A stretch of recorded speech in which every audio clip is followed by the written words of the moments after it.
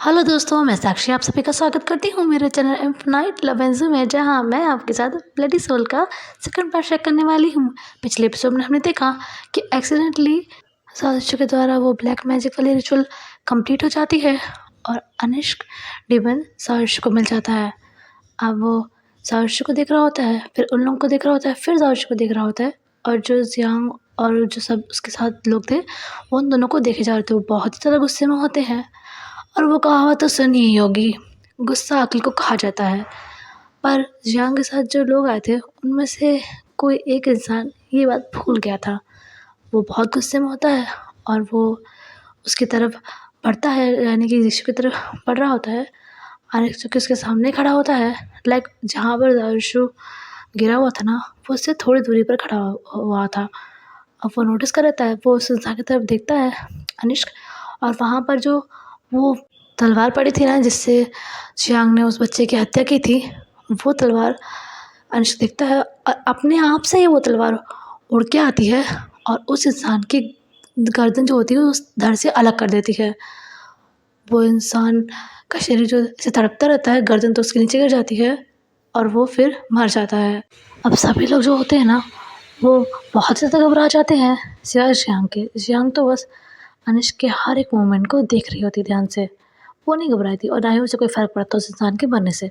अनिष्क उस इंसान की लाश को देख रहा होता है, फिर वो उन सब की तरफ देखता है और कहता है, किसी और को इनके समीप आना है? कोई और आना चाहता है? आगे बढ़े। किंतु उसके पश्चात अपनी मृत्यु का कारण वो स्वयं होगा। इनके समीप आने का, इन्हें हानि पहुंचाने का विचार भी अपने मस्तिष्क में मत लाना, अन्यथा तुम सब सोच नहीं सकते कि अनिष्क तुम सबके साथ और क्या क्या कर सकता है। वो सब लोग उसे देख रहे होते हैं। फिर जियांग कहती है, चलो यहाँ से। उनमें से एक आदमी कहता है, पर पर जियांग, तो वो कहती है, आई सेड चलो यहाँ से। फिर वो लोग वहाँ से चले जाते हैं और अनिष्क और जायशु वहाँ पे अकेले रहते हैं। लाइक जायशु तो बेहोश ही था। अब वो जो अनिष्क होता है वो जायशु के पास आता है और बैठ जाता है और उसके हाथों को देख रहा होता है जिससे खून बह रहा होता है। फिर वो जायशु के हाथों के थोड़ा करीब जाता है, उस हिस्से के पास जो हिस्सा उस बोल में नहीं था। मतलब लगा तो दांत उसमें भी था, पर वो हिस्सा उस बोल में नहीं था और खून वहाँ से रिस रहा होता है। तो उसके करीब जाता है और ऐसे करता है, रक्त की सुगंध कितनी अच्छी होती है। कितने समय के पश्चात किसके रक्त की सुगंध मिली है, अद्भुत। फिर वो दर्शक के हाथों से थोड़ा अलग होता है और दर्शक की तरफ देखता है और कहता है, अब आपको आपके घर कैसे लेके जाऊं? क्षमा करना, आपकी अनुमति के विरुद्ध आपके शरीर को धारण कर रहा हूँ। और उसके बाद वो उसकी बॉडी को पोजेस कर लेता है और दर्शक की आँखें खुलती हैं, जो कि अभी ब्लू हो चुकी होती हैं क्योंकि अनिष्क उसके अंदर था। वो उठता है और अपने आसपास देख रहा होता है, फिर अपने हाथों को देखता है और कहता है, अच्छी तो लग रही है सुगंध, परंतु रक्त का इतना बहना शरीर में अच्छी बात नहीं, ये मर जाएंगे। फिर वो अपने हाथों को हील करता है, यानी कि साउथ यीशु के हाथों को हील करता है। फिर वहीं पर टहलने लगता है, उस लाश के आसपास ही टहल रहा होता है। फिर कहता है, इनको इनके घर लेकर कैसे जाऊँ? फिर वो अपनी आँखें क्लोज करता है, लाइक साउथ यीशु अपनी आँखें क्लोज करता है। अब इसे इसी तरह से आइडेंटिफाई करना आप लोग। सो साउथ यीशु अपनी आँखें क्लोज करता है और फिर जो अनिष्क होता है उसके मस्तिष्क को कंट्रोल कर लेता है और उससे उसका एड्रेस ढूंढता है कि वो रहता कहाँ पे है। अब जंगल में तो कोई रात नहीं ना भटक सकता वो, पर वो यीशु की सिर्फ उतनी ही मेमोरी को कंट्रोल करता है जितनी की उसे ज़रूरत थी। लाइक वो बस इतना ही पता करता है कि ये रहता कहाँ पर है। अब ये लाइट की स्पीड से यीशु को उसके घर ले आता है, लाइक खुद ही आ जाता है। तो यीशु तो उसके पास ही था, उसी का शरीर था, तो वो यीशु अपने घर आ जाता है खिड़की से। उसके घर की खिड़की खुली थी, वो खिड़की से ही अंदर आ जाता है और आने के बाद उस कमरे को देखने लग जाता है। वो देख रहा होता है और कह रहा होता है, कक्ष तो बहुत ही सुंदर है। फिर वो इधर उधर देख रहा होता है कमरे को, फिर कहता है, अनिश बोलो मत, इस शरीर को तुम अधिक समय तक धारण नहीं कर सकते। फिर वो एक इरिटेशन वाला फेस बनाता है और फिर सारशु के शरीर को उसके बेड के पास लेकर जाता है। लाइक सारशु खुद ही चल के जाता है वहाँ पे, और फिर वो एकदम से ही उसके शरीर को छोड़ देता है, ये बिना सोचे कि सारशु को लग जाएगी अगर वो इधर उधर किधर गिर गया। और वो उसके शरीर को छोड़ देता है और सारशु सीधा जाके बेड पे गिरता है। और फिर जो अपना अनिष्क होता है ना, वो सारशु को बहुत ज़्यादा गुस्से में देखने लग जाता है, बहुत ज़्यादा गुस्से में देखने लग जाता है। फिर वो उसी गुस्से से कहता है, मेरा वश चले ना तो इसी क्षण आपके प्राण ले लूँ। आपके स्वार्थ, आपके लालच के कारण मैं फंस गया हूँ। फिर वो वहाँ से चला जाता है, मतलब सारशु के सामने जो खड़ा था वो वहाँ से वो चला जाता है और जो खिड़की होती है, खिड़की के पास आकर चाँद को देखने लग जाता है और कहता है, पता नहीं वो दिन कब आएगा जो मुझे मुक्ति मिलेगी इस जीवन से। मुझे नहीं जीना इस प्रकार का जीवन नहीं चाहिए जहाँ मुझे खुलकर श्वास लेने की भी स्वतंत्रता ना हो। मुझे मुक्ति चाहिए। और फिर एक बार वो नीचे की तरफ देखता है गुस्से में और वापस से चाँद को देखने लग जाता है। तो अब अनिष्क के बारे में मैं एक चीज़ बता देती हूँ। अनिष्क भले ही बहुत ज़्यादा पावरफुल है, बहुत ज़्यादा ताकतवर, पर उसका अस्तित्व सिवाय दारिन की कठपुतली के और कुछ नहीं है। उसे हमेशा वही करना पड़ता है जो दारिन चाहता है, और जब दारिन किसी से प्रसन्न हो जाता है तो उसे वो करना पड़ता है जिसे दारिन अनिष्क को सौंपता है। लाइक उसकी लाइफ उसकी होकर भी उसकी नहीं होती है। उसे हमेशा दूसरों के इशारों पर चलना पड़ता है, इसीलिए उसे अपने जीवन से नफरत होती है। वो इस तरह का जीवन नहीं जीना चाहता, पर वो कुछ और कर भी तो नहीं सकता, इसीलिए वो सभी इंसानों से नफरत करता है। खासकर उनसे तो पक्की वाली नफरत करता है जिन्हें अनिष्क को सौंपा जाता है। परंतु जिस काम के लिए उसे भेजा जाता है वो काम वो पूरा ही करता है। लाइक उस इंसान की हर बात मानना, उसे प्रोटेक्ट करना। सो अब हम वापस से अपनी कहानी की तरफ बढ़ते हैं। अब अनिष्क तो ऐसे चांद को देखे जा रहा होता है और अब हमारा सीन यहाँ से गुरशांग पर शिफ्ट होता है, जो कि बालकनी पर खड़ी होती है और वो बहुत गुस्से में होती है। उसके पीछे वो सभी लोग खड़े होते हैं जो कि बहुत गहरे समय होते हैं, और वहीं पर दूसरी साइड पर वैनिंग खड़ा होता है जो कि गुरशांग को देख रहा होता है, जो कि बहुत ज़्यादा टेंशन में होता है। डरा हुआ तो नहीं था पर वो टेंशन में था। जियांग कहती हैं, कौन था वो लड़का वहाँ हमारे रिचुअल के बीच में, कहाँ से आया, उसने वो रिचुअल पूरी कैसी की। वो लोग जो उसके पीछे खड़े होते हैं जो बहुत डरे हुए होते हैं, लेकिन फिर भी वो हिम्मत करके वो सब लोग साथ में ही बोलते हैं, हमें नहीं पता जियांग वो वहाँ कैसे आया, कौन है वो। जियांग उन सब की तरफ गुस्से में बढ़ रही होती है, तभी वेनिंग उसके सामने आता है और कहता है, जियांग आई नो कि आज जो हुआ वो नहीं होना चाहिए था, बहुत बुरा हुआ है, बहुत गलत हुआ है, आपकी सारी मेहनत यूँ ही ऐसे व्यर्थ चली गई। परंतु एक बार ठंडे दिमाग से सोचने की कोशिश कीजिए, जिस तरह आप साधना कर रही थी ये सब लोग भी तो साधना ही कर रहे होंगे ना। इन्हें कैसे पता होगा कि वहाँ क्या हुआ, वो लड़का कहाँ से आ गया, कैसे उसका हाथ उस बोल में चला गया। Think about it please. इन लोगों को मारने से कुछ नहीं होगा, तो अपनी एनर्जी और अपना समय यहाँ बर्बाद करने से अच्छा है कि तुम कोई नया उपाय सोचो। इस प्रॉब्लम का कोई ना कोई तो सोल्यूशन होगा ही ना, कहीं तो होगा। उस कल्ट वाली बुक में देखो, शायद उसमें कुछ हो। ऐसा तो हो ही नहीं सकता कि कभी भी किसी प्रॉब्लम का कोई सोल्यूशन ना हो। तुम्हें बस देखने की ज़रूरत है। जियांग तुम सुन रही हो ना। जियांग फिर वेनिंग की तरफ देखती है और नोट करती है और फिर वहाँ से चली जाती है, और वेनिंग भी उसके पीछे पीछे चला जाता है। फिर वो एक जगह पे आती है जहाँ पर बहुत सारी किताबें लगी होती हैं, लाइक बहुत सारी कल्ट वाली किताबें। उनमें से वो एक कल्ट की किताब निकालती है जिस पर वही निशान बना होता है जो कि उन सब लोगों के बॉडी पर बना होता है। लाइक जितने लोग मरे हैं उनकी बॉडी पर वो निशान होता है, तो वो निशान बना होता है। फिर वो उसे खोलती है और पेज पलटने लगती है। फिर उसे एक पेज पर इसका सॉल्यूशन भी मिल जाता है। तो इसका सॉल्यूशन ये था कि इस रिचुअल को जिसने स्टार्ट किया है और जिसका रक्त सबसे आखिर में उस बोल में जाना था, ब्लैक मैजिक वाले बोल में, उसके अलावा लाइक उसके स्थान पर अगर किसी और का रक्त इसमें चला गया है और रिचुअल उससे कंप्लीट हो गई है, डीमन उसे मिल गया है, तो यदि जिस दिन ये हुआ है, जिस पूर्णिमासी को ये रिचुअल ख़त्म हुई है, उससे जो 1 महीने बाद वाली पूर्णिमासी आती है, उस 1 महीने के बीच में अगर वो व्यक्ति या पुरुष या स्त्री जो भी है उसकी मृत्यु हो जाती है, तो वो डीमन खुद ब खुद उस इंसान को मिल जाएगा जिसका रक्त इसमें पड़ना था। लाइक क्योंकि उसी ने तो सारे रिचुअल्स किए ही थे, बस रक्त उसका नहीं पड़ा था।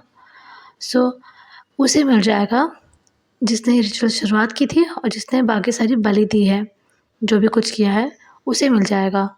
सो बेसिकली अब जियांग को इतना करना था कि नेक्स्ट पूर्णमासी से पहले उसे साजिश को ख़त्म करना था, जिससे क्या होगा कि अनिष्क उसे मिल जाएगा जो कि इस रिचुअल के हिसाब से उसे मिलना था, तो अब उसे मिल जाएगा अगर वो साजिश को मार देती है। जियांग फिर देखती है उसे, उस बुक को, यानी कि उस पेज को देख रही होती है, फिर कहती है मुझे उसे ढूंढना होगा। वैनिंग कहता है फिर वो वैनिंग की तरफ देखती है और कहती है थैंक्स। वैनिंग एक स्माइल करता है और कहता है इट्स नथिंग, और फिर वहाँ से चला जाता है। अब हमें नेक्स्ट मॉर्निंग का सीन दिखाया जाता है। हमारा जो साजिश होता है वो बेड पे वैसे ही बेसुध पड़ा होता है। फिर उसकी धीरे धीरे से आँख खुलती है और जब उसकी आँखें पूरी खुल जाती है तो अपने कमरे को देखता है जिसकी लाइट्स अभी भी ऑफ ही थी। वो ऐसे कमरे को देख रहा होता है अपने, फिर रात के इंसिडेंट को याद करता है और कहता है मैं यहाँ कैसे आया?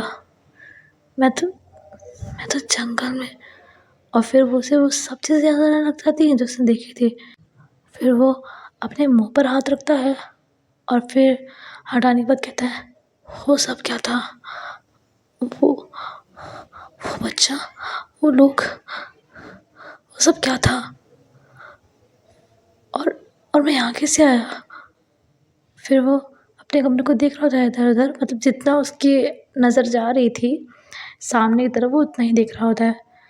फिर कहता है लेकिन अगर मैं जंगल में था तो मैं यहाँ कैसे आया? क्या हो रहा है मेरे साथ? हो क्या रहा है? फिर वो अपने बेड से उठता है और जो लाइट का स्विच होता है उसे ऑन करता है और तब पूरे कमरे में लाइट आ जाती है। फिर वो अचानक से याद करता है कि उसके हाथों में कल कुत्ते ने काट लिया था तो चोट लगी थी। वो तुरंत से ही अपने दूसरे हाथ को देखता है तो वहाँ पर कोई भी चोट नहीं होती है, बस हल्का सा निशान रहता है, बाकी चोट कुछ भी नहीं थी। वो अब और भी ज़्यादा शॉक्ड हो जाता है। वो बस अपने हाथों को देखे जा रहा होता है, तभी पीछे से अनिष्क कहता है कोई समस्या है क्या, मुझे बताइए। वो उसकी तरफ पलटता है और देखकर एकदम से ही डर जाता है। लाइक कोई भी ऐसा इंसान ऐसे एंटिटी को देखेगा जो एकदम एंटिटी ही है, नो हाथ पैर, नथिंग एल्स, बस एक सोल की तरह, ब्लू कलर की, डार्क ब्लू कलर की सोल थी वहाँ पर। शिशु बहुत भी डर जाता है और उस विंडो गिर जाता है और कहता है कौन कौन हो तुम, कौन हो तुम, यहाँ कैसे आए, क्या चाहते हो? अनुष्क उसके पास थोड़ा आता है और कहता है ये पाखंड क्यों कर रहे हैं मेरे समक्ष, आपने तो मुझे बुलाया है। वो कहता है मैंने नहीं बुलाया तुम्हें, तुम्हें कोई गलतफहमी हो गई है, प्लीज़ प्लीज़ प्लीज़ मुझे कुछ मत करना प्लीज़। अब अनिश को गुस्सा आने लग गया था। लाइक उसे समझ में नहीं आ रहा था कि ये जो उसके सामने इंसान गिरा हुआ है वो ऐसा बिहेव क्यों कर रहा है। वो कहता है देखो, ये जो व्यर्थ का पाखंड कर रहे हो ना मेरे समक्ष, इसे इसी क्षण बंद कर दो, अन्यथा अन्यथा अच्छा नहीं होगा। शीशु कहता है, मैं कोई पाखंड नहीं कर रहा हूँ। कौन है तुम? यहाँ क्यों आए हो? मैंने कुछ भी नहीं किया है। मुझे मुझे कुछ मत करना। शीशु अभी ज़मीन पर ही ऐसे अपने आप को हक करके बैठा हुआ होता है और डर से बिल्कुल रोने वाला हो जाता है, रो ही रहा होता है इनफैक्ट वो। अब अनिष्का उसे देख रहा होता है, फिर कहता है, सर्वप्रथम मुँह में से उठो और यहाँ मेरे समक्ष खड़े होकर मुझसे बात करो। शीशु ज़मीन से उठ जाता है और वहीं पे खड़ा हो जाता है। वो तो गनीमत थी कि वो जिस भाषा में जो अनिष्क अपना बात कर रहा था वो उसे समझ में आ रही थी। लाइक वो हिंदी समझ रहा था कि वो क्या बोलने की कोशिश कर रहा है, उसे शुद्ध हिंदी आती थी। अब अनिष्क इरिटेशन से कहता है, तो तुमने मुझे नहीं बुलाया यहाँ? शीशु कहता है, नहीं। फिर वो कहता है, तुमने डायरन की सामना नहीं की, उन्हें प्रसन्न नहीं किया मुझे प्राप्त करने के लिए, है ना? शीशु कहता है, अरे कौन डायरन? और मैं तुम्हारे जैसी एंटिटी को प्राप्त करने के लिए किसी को क्यों प्रसन्न करूँगा? क्या बकवास कर रहे हो? देखो, मैंने कुछ नहीं किया है, मेरा पीछे छोड़ दो। अब वो कहता है, अनिष्क, तो पिछली रात्रि वन में क्या कर रहे थे? शीशु कहता है, वन में वो मैं जिस टैक्सी से अपने घर जा रहा था उसका इंजन ख़राब हो गया था और उसमें पानी डालने के लिए मैं जंगल में पानी लेने गया था और वहाँ पर वो इतना ही बोलता है। तभी अनिष्क उसकी बात को काटते हुए कहता है, एक क्षण रुको रुको रुको रुको। शीशु उसकी तरफ देखता है, वो कहता है, टैक्सी? ये क्या होता है? अब शीशु मन में सोचता है, हैं, टैक्सी नहीं पता इसको? अब इसे ये कैसे समझाऊँ? अब जो वहाँ का माहौल था ना वो चेंज हो गया था। लाइक शीशु को ये चिंता हो रही थी कि वो उसे कैसे समझाए कि टैक्सी क्या होती है, और जो अनिष्क था उसे अभी ये जानना था कि टैक्सी क्या होती है। वो लोग जिस बारे में बात कर रहे थे, लाइक जिस टॉपिक के बारे में बात कर रहे थे उसके बारे में भूल कर इस पे ये सोच रहे थे। अब जो शीशु था वो कहता है, टैक्सी एक तरह का व्हीकल होता है, लाइक जिससे हम एक जगह से दूसरी जगह जा सकते हैं। अनिष्क कहता है, व्हीकल क्या? अब शीशु व्हीकल समझा उसको। शीशु कहता है, व्हीकल मतलब वाहन। वाहन जिस वाहन से मैं जा रहा था जंगल, उस वाहन का इंजन ख़राब हो गया था। उसमें पानी डालने के लिए मुझे पानी चाहिए था, तो मैं उस जंगल के अंदर गया।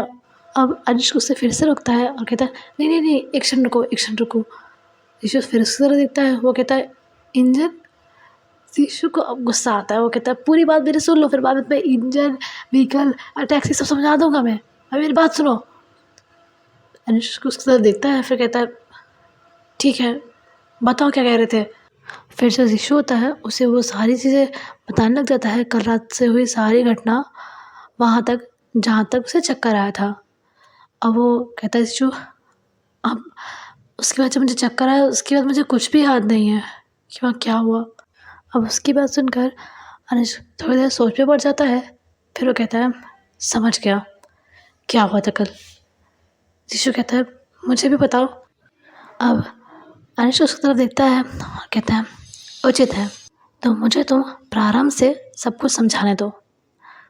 शीशु नोट करता है और फिर अनिश उसे पूरी डिटेल बताता है कि कैसा कैसा क्या क्या सीन है, क्या रिचुअल होती है, कैसे क्या होता है, और अनिश अभी उसके पास क्यों है, ये सब भी बताता है।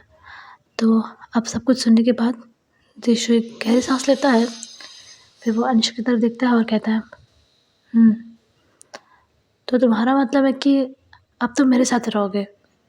कहता है, शीशु कहता है, मैं जो कहूँगा तुम वो करोगे। उसकी बात सुनकर अनिश मन में कहता है, अब दिखेंगे ना इसके असली रंग।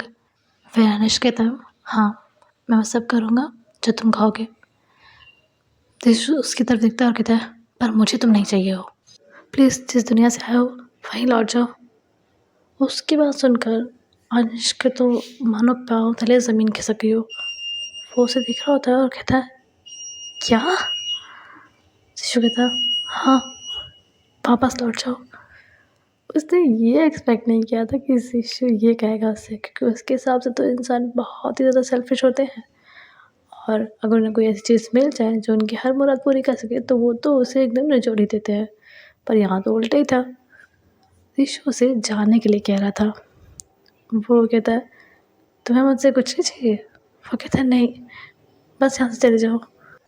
धारण पे हंसने लग जाता है, बहुत ज़्यादा हंस रहा होता है वो। शिशु से देख रहा होता है, लाइक इसे क्या हो गया? फिर वो कहता है, अद्भुत, ये तो चमत्कार हो गया। आज पहली बार कोई मनुष्य मुझसे ये कह रहा है कि मैं वापस चला जाऊँ। अच्छा लगा है देखकर, परंतु मैं वापस नहीं जा सकता। शिशु कहता है, क्यों? वो कहता है, मैं विवश हूँ, अब मुझे तुम्हारे साथ ही रहना है। शिशु कहता है, अच्छी ज़बरदस्ती है, तुम मेरे साथ नहीं रह सकते। अनिश कहता है, मैं तुम्हारे साथ रहना चाहता भी नहीं हूँ, पर मेरे पास और कोई विकल्प नहीं है। शिशु कहता है, कोई तो विकल्प होगा, कोई तो उपाय होगा इस मुसीबत का। फिर अनिश थोड़ा सोचता है और कहता है, एक है, दो हैं, दो। शिशु कहता है, तो बताओ ना। अनिश कहता है, प्रथम विकल्प, तुम उस मनुष्य को ढूंढो जिसका अंतिम रक्त उस कटोरे में जाना वाला था जहाँ पर तुम्हारा हाथ गया, और उसे ढूंढकर मुझे उसे सौंप दो। शिशु कहता है, और दूसरा? अनिश कहता है, द्वितीय विकल्प, तुम अगली पूर्णिमा तक अपने प्राणों की आहुति दे दो, तो मैं स्वयं ही उस मनुष्य के पास पहुंच जाऊंगा जिसका अंतिम रक्त उस कटोरे में पड़ना था। शिशु अब एकदम चुप हो जाता है। फिर वो थोड़ी देर बाद बोलता है, शिशु, अब बस यही दोनों विकल्प है क्या? अंश कहता है, हाँ, बस यही दोनों विकल्प है। शिशु कहता है, तुम अपने दुनिया में वापस नहीं जा सकते? अनिश कहता है, नहीं जा सकता, जाना होता तो यहाँ एक क्षण भी व्यर्थ क्यों करता। शिशु अब कुछ भी नहीं बोलता है थोड़ी देर तक। तो फिर अंश कहता है, तो बताओ कौन सा विकल्प चुना तुमने? शिशु उसकी तरफ देखता है और कहता है, कोई भी नहीं। वो कहता है, अंश, क्यों? तुम तो चाहते थे ना कि मैं तुम्हारे समीप ना रहूं? वो कहता है, शिशु, मैं अभी भी यही चाहता हूँ। तो अंश कहता है, तो भेज दो ना मुझे उसके पास। शिशु कहता है, बिल्कुल नहीं। वो कहता है, अंश, क्यों? तो शिशु कहता है, कल जब मैं वहाँ गया था, वहाँ मुझे एक बहुत ही कम दिन के बच्चे की लाश मिली थी। वो लोग इतने क्रूर, इतने खतरनाक हैं कि तुम्हें प्राप्त करने के लिए उन्होंने एक छोटे बच्चे की बलि दे दी, और पता नहीं कितने लोगों की बलि दी होगी। पता नहीं उनकी लाइफ का उद्देश्य क्या होगा, वो तुमसे क्या करवाना चाहते होंगे। नहीं नहीं, मैं तुम्हें वहाँ भेजकर उन्हें उनके मकसद में कामयाब होने नहीं दे सकता। फिर वो उसकी तरफ पलटता है, कि वो दूसरी तरफ देख रहा था, तो वो अंश की तरफ पलटता है और कहता है, तुम कहीं नहीं जा रहे हो। अंश कहता है, उचित है, मेरे लिए तो एक ही समान सी बात है, वहाँ रहो या यहाँ। अब शिशु और वो दोनों कुछ देर तक तो ऐसे शांत रहते हैं। फिर शिशु कहता है, तुम्हारा कोई नाम नहीं है? वो शिशु की तरफ देखता है, अनुष्क, और कहता है, अनुष्क। शिशु कहता है, अजीब नाम है। अब इससे पहले वो कुछ बोलता है, अनुष्क, इससे पहले शिशु कहता है, पर अच्छा है, मुझे अच्छा लगा है नाम। अनुष्क कहता है, धन्यवाद। अब तभी शिशु के डोर पर नॉक नॉक होती है। शिशु अंश की तरफ दिखता है और फिर डोर की तरफ दिखता है। अंश कहता है, भयभीत होने की आवश्यकता नहीं है, वो लोग मुझे नहीं देख पाएंगे, तुम्हारे अतिरिक्त मुझे कोई नहीं देख सकता। शिशु उसकी तरफ दिखता है और कहता है, सच में?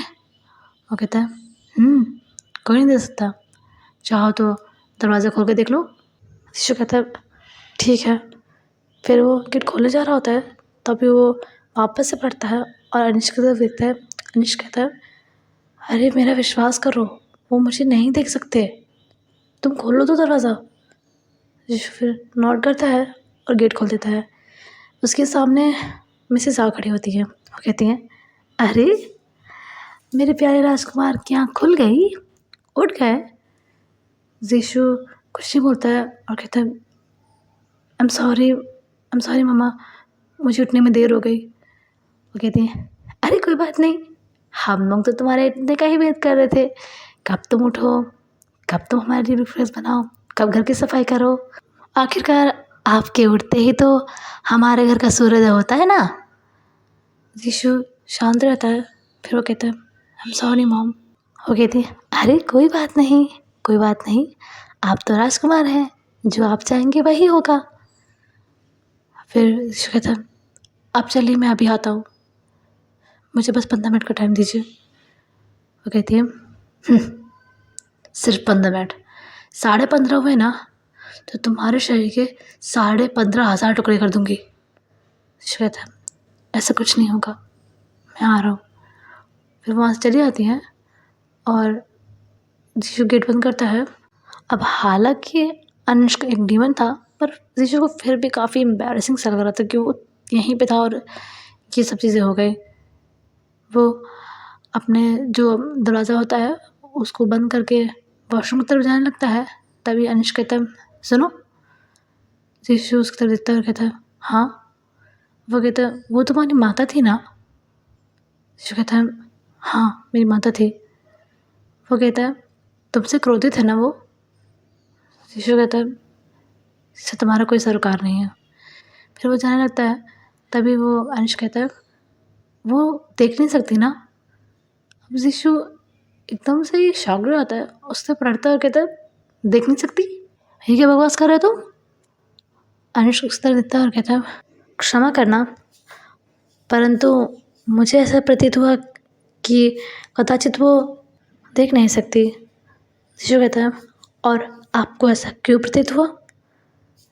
अनिश कहता है, तुम्हारे वस्त्रों पर अभी भी रक्त लगा हुआ है। मैंने तुम्हारे हाथों की चोट को ठीक किया था, परंतु तुम्हारे वस्त्रों पर रक्त तो अब भी लगा हुआ है। तुम्हारी माता ने ये नहीं देखा, वो बस तुम पर क्रोधित हो रही थी, इसीलिए मुझे थोड़ा विचित्र लगा, तो मैंने सोचा कि कदाचित वो देख नहीं सकती, इसी कारणवश ऐसा कुछ हो गया। अब उसकी बात सुनकर यीशु तो एकदम ही खामोश हो जाता है। उसे समझ में नहीं आता कि वो क्या रिप्लाई दे इस बात का। अनुष की बात एकदम सही थी जो वो कह रहा था। उसकी मम्मा ने उसके कपड़ों पर रक्त देखा ही नहीं, वो तो बस उस पर ऐसे चिढ़ने लग गई, ऐसे ताने देने लग गई, और इन सबकी तो उससे आदत थी। कभी उसे चोट लगती तो वो ध्यान नहीं देती थी, पर अनुष के लिए नया था तो वो उसे कुछ कह भी नहीं सकता। अब वही सोच रहा था कि वो क्या एक्सप्लेन करे। फिर वो उनमें सोचता है, एक मिनट, ये है कौन जिससे मैं कुछ एक्सप्लेन करूँ।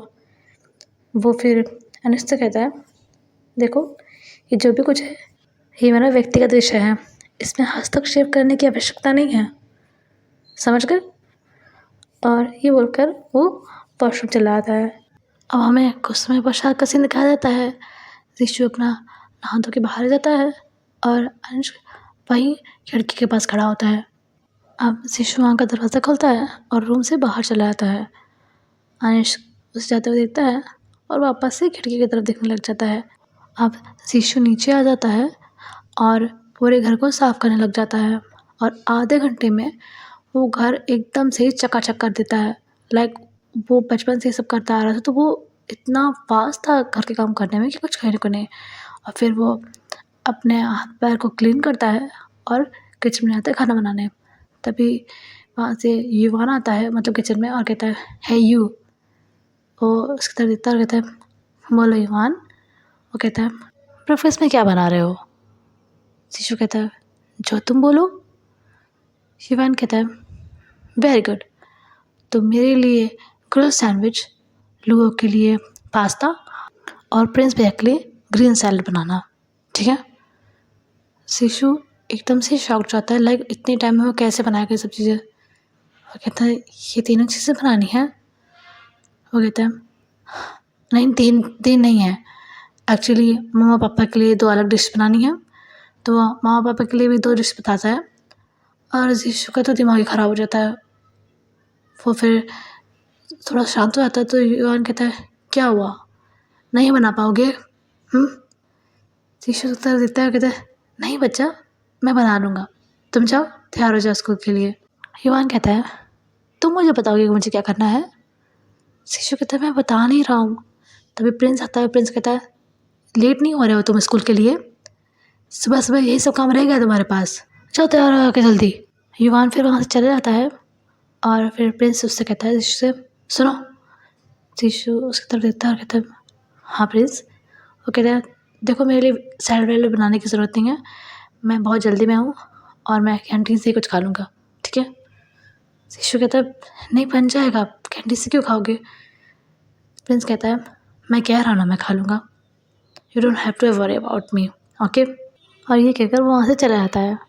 शिशु से जाते हुए देख रहा होता है और फिर मन में कहता है, बेटा बड़ा भाई हूँ तुम्हारा, तुमसे बेहतर तो मैं समझता हूँ, ये सब तुम क्यों कर रहे हो वो भी जानता हूँ, थैंक यू। और फिर वो बाकी चीज़ें बनाने लग जाता है और वो बार बार घड़ी की तरफ देख रहा होता है और तभी वहाँ पर अनुष्का आ जाता है। वो देख रहा होता है कि शिशु कैसे अपना काम कर रहा है, कि करके जल्दी जल्दी। तो शिशु को अनुष्का देखता है और कहता है, ये क्या कर रहे हो?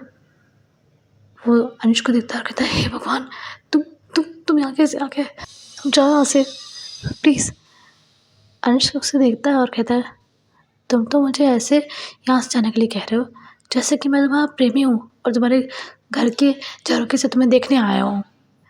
शिशु कहता है, बकवास मत करो, किसी ने तुम्हें। वो कहता है, मुझे कोई नहीं देखेगा, तुम समझ क्यों नहीं रहे हो, तुम्हारे अतिरिक्त मुझे कोई नहीं देख सकता। शिशु कहता है, पर मुझे ऐसे बात करते सुनेंगे तो वो तो ये सोचेंगे कि मैं पागल हो गया हूँ। अनुष्का कहता है, यहाँ कोई दिख रहा है? कोई नहीं है, मैं तो बस पूछने आया था कि तुम क्या कर रहे हो। शिशु कहता है, ब्रेकफास्ट बना रहा हूँ। वो कहता है, मैं कोई सहायता करूँ? शिशु कहता है, नो थैंक्स, मुझे तुम्हारी सहायता की कोई ज़रूरत नहीं है, मैं अपना काम स्वयं कर सकता हूँ और स्वयं करना ही पसंद करता हूँ।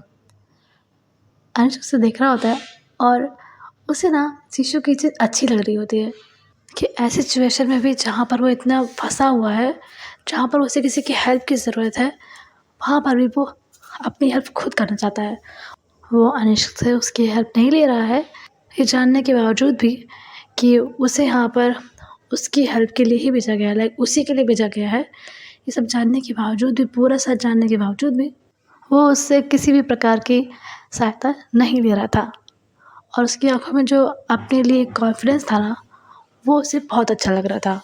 और इस बार अपनी लाइफ में, अपनी पूरी लाइफ में वो फर्स्ट टाइम अपने दिल से ये कहता है शिशु से, शिशु मैं तुम्हारी सहायता कर सकता हूँ। शिशु कहता है, पर मुझे तुम्हारी सहायता की ज़रूरत नहीं है, अब तुम फिलहाल के लिए ऐसे जाओ, वरना तुमसे बात करता रहा तो कुछ भी नहीं बना पाऊँगा, जाओ। अब शिशु का हुक्म वो कैसे टालता, तो वहाँ से चला जाता है। एंड फिलहाल के लिए इतना है गाइस, मैं मिलती हूँ आपको नेक्स्ट चैप्टर में। तब तक के लिए वीडियो पसंद आया हो तो लाइक कर दीजिएगा, चैनल पर नए तो सब्सक्राइब कर दीजिएगा, वीडियो को शेयर कर दीजिएगा और कमेंट में जय फैंसू लिख दीजिएगा। एंड गाइस ये जो FF है, ये प्लीज़ आप इसे FF की तरह लीजिएगा क्योंकि ये मेरी फर्स्ट सुपर नेचुरल टाइप की FF है और मुझे पता है कि मुझसे गलतियाँ होती होंगी, पिछले एपिसोड में भी हुई होंगी, इसमें भी हुई होंगी, तो उसके लिए मुझे क्षमा कर दीजिएगा और मेरी शुद्धिंदी के लिए मुझे रेटिंग ज़रूर दीजिएगा क्योंकि ना मुझे शुद्धिंदी बोलना बहुत पसंद है, इसलिए मैंने जो अनुष्का कैरेक्टर है ना वो ऐसा रखा है जो शुद्ध हिंदी में वार्तालाप करता है, यानी कि शुद्ध हिंदी में बात करता है। बट डोंट वरी, अब पूरी FF ऐसे थोड़ी ना निकालूंगी, वो तो बस मैं अपना शौक पूरा कर रही थी। और अगर कोई शब्द समझ में ना आया हो तो मुझसे कमेंट बॉक्स में पूछ लीजिएगा। आई एम सॉरी गाइस आप लोगों को इतना कन्फ्यूज़ करने के लिए शब्दों के लिए, बट मैं चाहती थी कि मैं इस तरह से वार्तालाप करूँ। सो जो मैं कहना चाहती थी मैंने कह दिया। सो अब मैं अपनी वही एक लाइन बोलने वाली हूँ। हम मिलते हैं नेक्स्ट चैप्टर में, तब तक के लिए बाय बाय, जय वेंसू। अपना ख्याल रखिएगा और आसपास सफाई बनाए रखिएगा।